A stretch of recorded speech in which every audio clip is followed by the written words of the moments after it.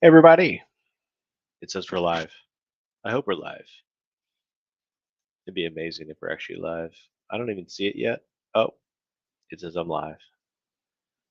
That's amazing. All right, guys, so we're live. We're hanging out today. We're talking about short term rental properties and whether or not short term rentals are really worth it. There's a lot of people that got in the game of short term rentals the last couple of years. And to be honest, a lot of them shouldn't have been in the game. And,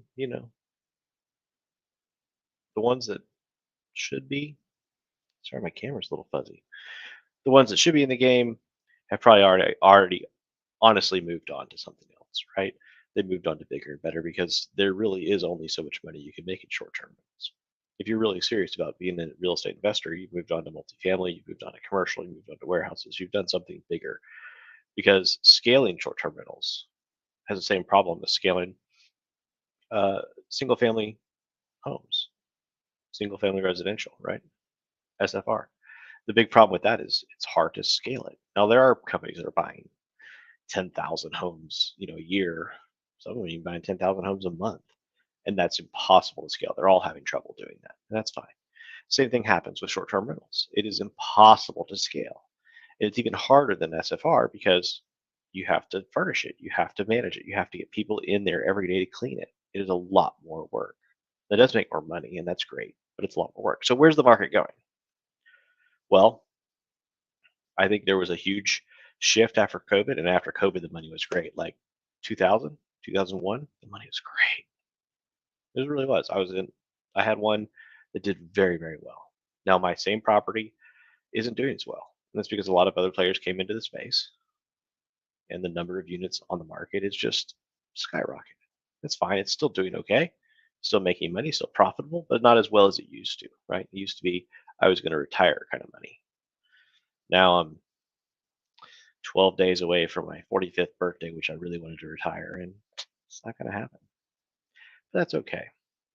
That is okay. So one thing that I was reading about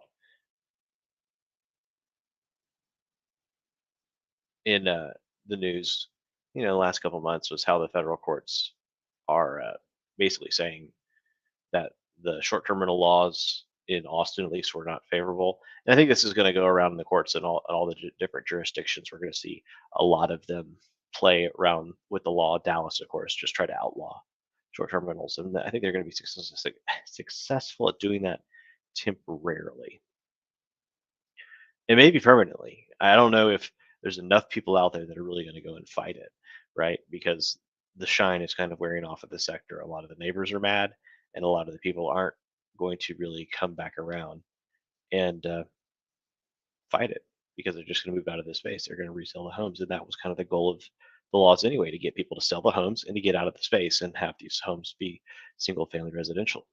So there's a shift in the market, right? It's really hard as of this recording in December of 2023.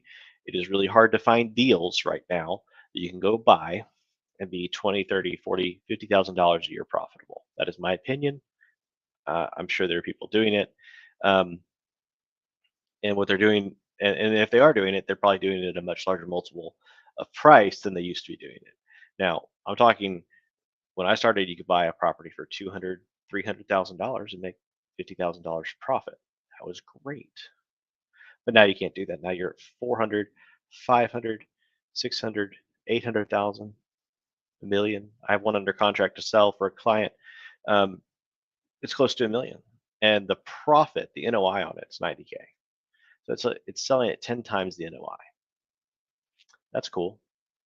I was buying properties at 20 times NOI, or sorry, 5 times NOI. Said it backwards. 5 times more than the NOI. So the return on investment was a lot better. So can you find those anymore? Not really. So what I'm telling my people now is that maybe you shouldn't be looking for these properties that are going to be these party homes. Now, certainly there is a space for those, but we don't need that many party homes. There's only so many girls retreats happening in any one weekend, right? So how many party homes do we really need? Not many, frankly. Um, so the shift is really what I'm telling my clients is don't buy those. Buy something that you like.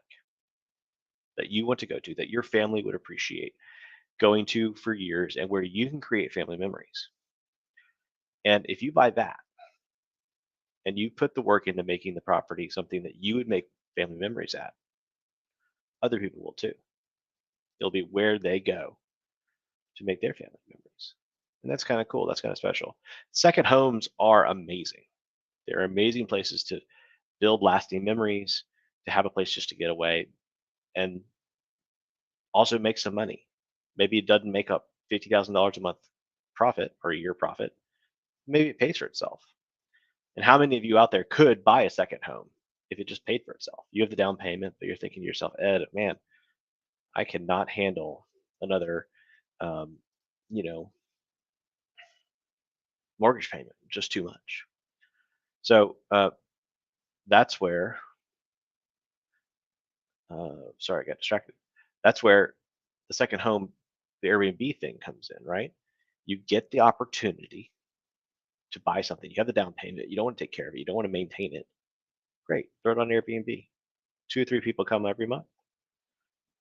It'll be clean. That's how we started. We said we had this house. We could afford the down payment, but we didn't really want to maintain it. We didn't have the money to maintain it. Didn't really want to spend the money to maintain it. I didn't even want to pay the electric bill. So I said, let's just lease it out. Let's figure out if we can get somebody to pay the electric bill. And we did. We put it on Airbnb. First person came, made $400 that weekend, paid the electric bill. Next weekend, pay the internet. Next weekend, pay the property tax. They kept going. And the best part was every week it got cleaned. You know, the guests would come, pay the maid would clean it. It was great. So that's how we got started. And then of course, if you get a popular property, things just get bigger and bigger and bigger. And people keep coming. And it's a lot of fun. And since nobody's on, I'm gonna play with this. Dynamic camera grid. What? Got it. Okay. Ooh, I don't even know what's happening. I don't know why they're there. I don't know if you can see them. Cancel. This card changes.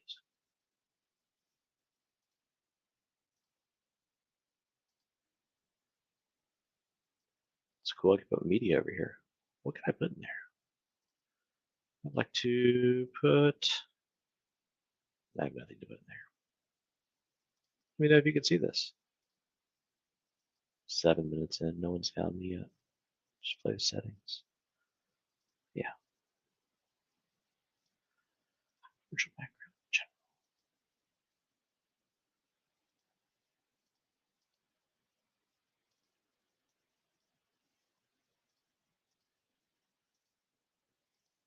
So tell me about you. Come here often? That's really funny. There we go. That's what I wanted to display.